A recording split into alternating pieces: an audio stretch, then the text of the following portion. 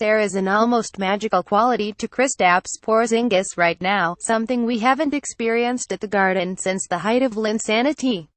Everything, and we mean everything, seems to be working for Porzingis. The more dramatic the moment, the more likely he is to come through. And the Knicks' desperate fan base is loving every minute of it. The Knicks managed to get a win without Porzingis needing to score at least 30 points. That's saying something. Porzingis did, however, produce the go-ahead three-pointer with Dwight Howard trying to defend him on the perimeter, which seemed unfair to the former Defensive Player of the Year.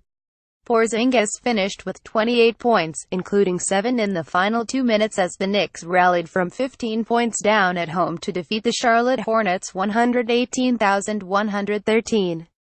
Following a 0-3 start, the Knicks have won 6 of their last 7 entering Wednesday's game in Orlando and have their best player performing as well as anybody in the NBA. And that includes guys named LeBron, Durant and Westbrook. James Harden perhaps has the edge over Kristaps, but just to be in that elite group says a lot about the Knicks' third-year forward. The Garden crowd chanted MVP during Porzingis' post-game interview on the court while conveniently forgetting that Porzingis went scoreless for 15 minutes in the second half. In fact, the Knicks were -15 with Porzingis on the floor after 3 quarters. The group that led the comeback include Doug McDermott, Kyle O'Quinn and Lance Thomas. They were the grinders on this night. Frank Franklin IIAP Porzingis was the closer.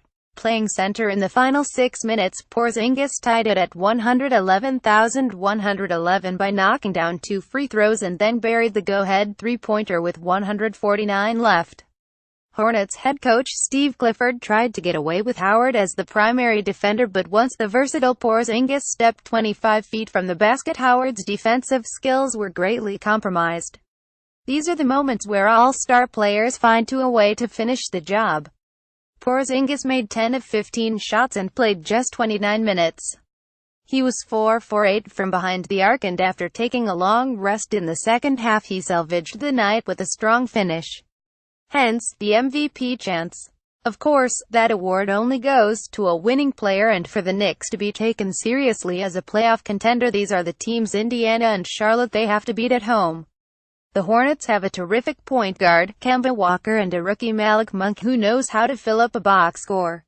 They also start Dwayne Bacon at forward, Jeremy Lamb at guard, and some might say, unfairly I might add, a turkey at center. Howard is too often perceived to be a once great player just occupying space. And yet Howard entered the night averaging 14.6 points and 13.6 rebounds. On Tuesday, he had 21 points and 9 rebounds in 30 minutes. The big man still has something left. Brad Penrose said today Sports, heck, if Joakim Noah put up those types of numbers he'd be an all-star.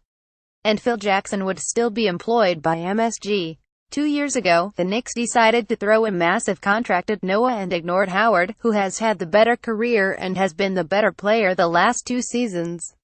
Noah hasn't played since last February, but he is eligible to rejoin the roster for Monday's game against the Cavs when his suspension for violating the NBA's substance abuse policy ends. Noah likely won't be ready to play, but the Knicks will have to make a roster move to create a spot for him. The most plausible scenario is releasing veteran guard Ramon Sessions. There are reports that second-year forward Mindaugas Kuzminskas could be traded to open a roster spot.